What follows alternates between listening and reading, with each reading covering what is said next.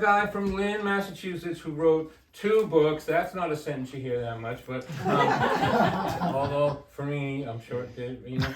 But I want you to, I hope. I want you to look right here. The guy from Lynn wrote 2 books, and look, no pictures, all words in there. And the first one is called Memoirs of a C Student. That's the name of my first book, Memoirs of a C Student. It took 5 years to write this book. 5 years. If I was a B student, I could have done it in a week, probably. So where's Walnut? I'm not going to talk. There's not going to be any interaction. I'm just going to talk. So, so on the back of my book here, there's some quotes. I saw that other people, writers like you people, would put quotes from important people on the back part of your book. It probably has. I bet my publisher would tell me what this thing's called. I just call it the flappy part at the back, and they would put quotes from important people on there. But I had a huge problem with that. I don't know any important people, so I just put quotes from my family. Let me start with this. Here's a quote from my son, who has a degree in philosophy and thinks he's very smart, as we say over there in Lynn. And this is his quote: "My father used the word Neoplatonist in this book. He has no idea what that word means." That's from my son. So here's a quote from my brother Michael White, who drives a forklift at Logan Airport, and he's a very astute observer of the world. And these are his observations on his brother's alleged memoir entitled Memoirs of a C Student. This is from my brother Michael White. "I knew that this book was going to be a pack of lies as soon as I saw the title, because my brother was a D student." And then my wife grew up in the projects in Lynn. She grew up in federal housing in Lynn, and she brought many interesting character traits from her childhood in federal housing into her adult life. The one that's best represented here on the back of this book is one I like to refer to as a fundamental absence of subtlety. And here it is right here. These are her 7 words for posterity. "This thing better make lots of money."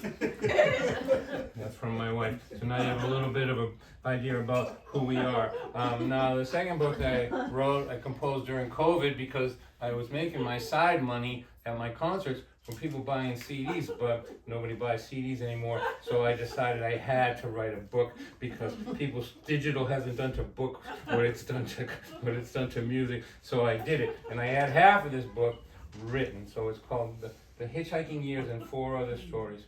And I had the 4 stories, but I need 130 pages, and so I decided to write about the fact that my wife and I left Lynn, Massachusetts in 1974, and we hitchhiked for 3 years. Do you believe that? Hitchhiked for 3 years, 60,000 miles. We hitchhiked the Alcan Highway when it was 1,400 miles of dirt road.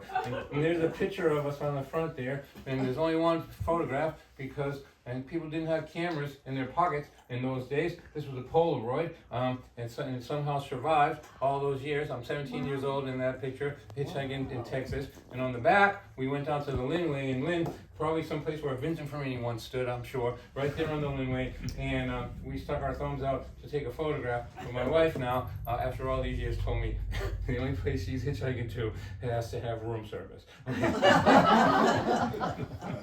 So I'm going to read something from the back side of the hitchhiking book. So just think about that. So we're living in Lynn, and we're telling our friends we're going to hitchhike for an indeterminate amount of time. It turns out to be 3 years, and they're standing on Western Avenue in Lynn, and a bar over here, a liquor store, a bar behind here, and people are saying to us, "Aren't you afraid you're going to meet rude people out there in the world?"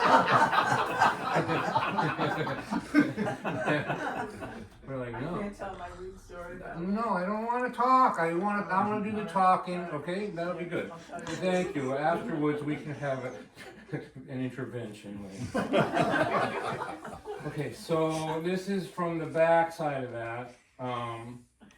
So we hitchhiked all these years, and we left like the last of the great partiers. We left from a keg party, right? And then little by little, the highway changed us, and we became we lived in ashrams, and we met these hippies, and we became vegetarians. And when we finally were done with 3 years of this, we had we were unrecognizable to the people. And we traveled on the kindness of strangers. Our brains were formed by people being kind to us. So in this world, if you get on your phone, you would think there's not a kind person left in the world, right? But I expect people to be nice to me, and so people were. They were all nice to me. Everybody, you know. We couldn't move 1 inch. We traveled 60,000 miles, and we couldn't move 1 inch without a stranger being kind to us. And so that's the way we were shaped and formed. People, you know, we met jerks, but we were from Lynn. I wasn't unaccustomed to seeing. So here we are now. Somehow she got pregnant. I don't know. It wasn't quite immaculate, but it was something. And now we're in this little cabin in Maine. We had been transformed by the highway. We had left the last of the great partiers from Lynn, and now we were like drinking herbal tea and eating vegetables and, you know, able to meditate and all these things. And we're having a tremendous difficulty being normal. So this is a little piece that I'll read here about that. Teresa turned to me and said, I believe that at this moment in time we are literally penniless. There's no bank account, no food stamps, no job, and not one single penny in this house. I said, should we panic? And she said, I believe we should.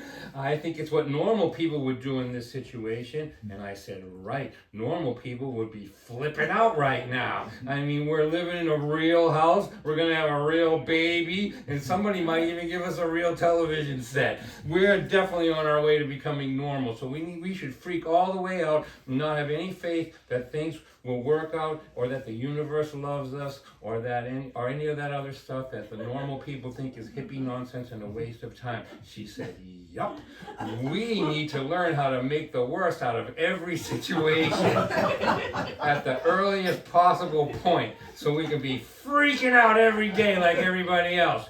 It's gonna take some practice. I said, okay, do you want to start? How about you scream at me and tell me that I need to get up off my ass and go get a job? She says, that's a good one. And then you can storm out and go to the bar. You won't have any money, but when you tell the bartender what a shrew your wife is, he'll let you open a tab. I said, none of this sounds too hard. I don't think we're going to have any trouble learning to behave in a way that makes every situation 10 times worse than it really is. And since I'm fully committed to becoming normal with you, my dear, I'm happy to practice these tiresome lines and unevolved behaviors. But first, let's try to disprove your penniless theory. I still think there may be a coin or two hidden in this house somewhere. And Teresa opened the living room closet and slid her hand into all the jacket pockets. There were no pennies. I pulled the cushions off the couch. I pushed my hand down in the sides where the coinage that slides out of trouser pockets hides. I locked eyes with Teresa. A smile came across my face. She returned my smile with a look of excitement. I said, I think this is it. I think we have avoided pennilessness, my darling. Then I slowly pulled my hand out and revealed to our eternal dismay that no, it was just a nickel-sized piece of hard candy. We had just confirmed that at this moment in our long, extraordinarily atypical journey, we were indeed without one solitary cent. In addition, we were unemployed, lacking most skill sets that might alter that fact, expecting a baby, hauling water in buckets, and going out to a barn in sub-zero temperatures to pee. It was perfect.